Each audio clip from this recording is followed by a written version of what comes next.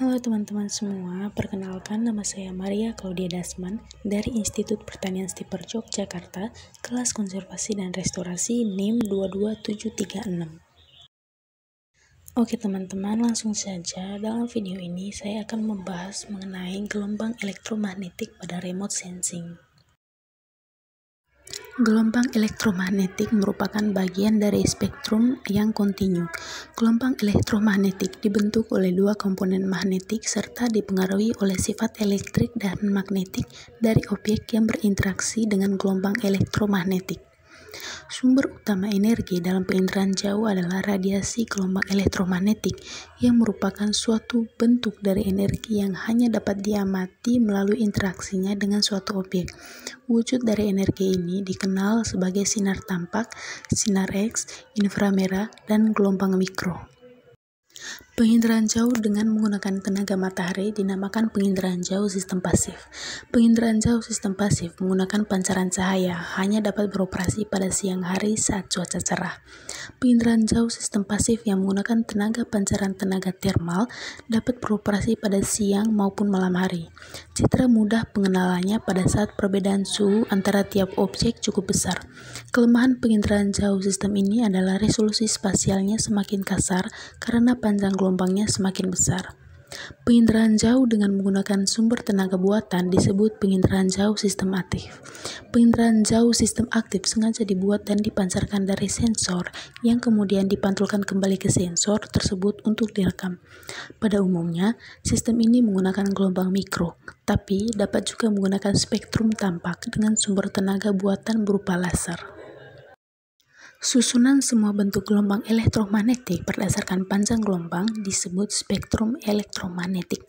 Gambar spektrum elektromagnetik di samping disusun berdasarkan panjang gelombang mencakup kisaran energi yang sangat rendah dengan panjang gelombang tinggi dan frekuensi rendah. Tenaga elektromagnetik pada penginderaan jauh sistem pasif dan sistem aktif untuk sampai di alat sensor dipengaruhi oleh atmosfer. Atmosfer mempengaruhi tenaga elektromagnetik yaitu bersifat selektif terhadap panjang gelombang. Karena itu timbul istilah jendela atmosfer, yaitu bagian spektrum elektromagnetik yang dapat mencapai bumi.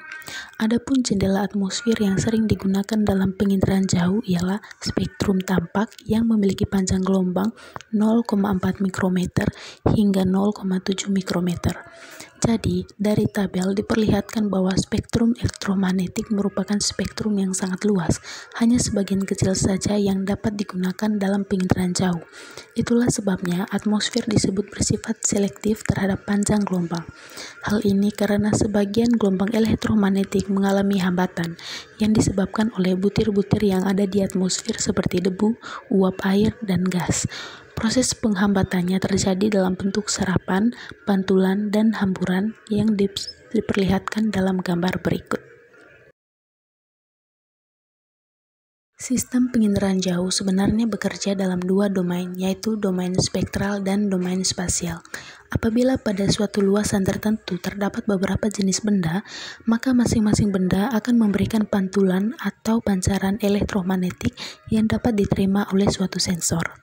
Dengan demikian, kehadiran suatu benda dapat dideteksi berdasarkan pantulan atau pancaran elektromagnetik. Asal karakteristik pantulan atau pancaran elektromagnetiknya telah diketahui. Setiap benda mempunyai struktur partikel yang berbeda, baik mikro maupun makro. Perbedaan struktur ini mempengaruhi pola respon elektromagnetiknya.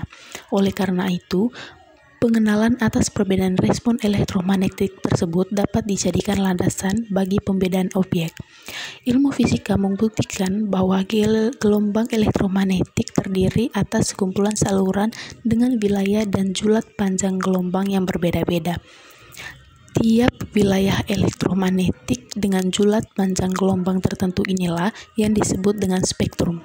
Contoh yang paling sederhana adalah terbiasnya cahaya putih yang dilewatkan pada suatu prisma kaca, sehingga terbentuk satu deret spektra, mulai dari ultra ungu sampai dengan inframerah.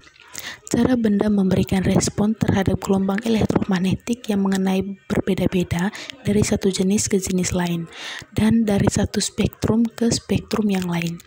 alat yang digunakan untuk mengukur sensor cahaya yang disebut spektrometer atau radiometer. Pada alat ini terdapat pengatur besarnya panjang gelombang yang dapat masuk melalui sistem lensanya. Oke teman-teman semua, jadi sekian pembahasan saya mengenai gelombang elektromagnetik pada remote sensing. Thanks for watching.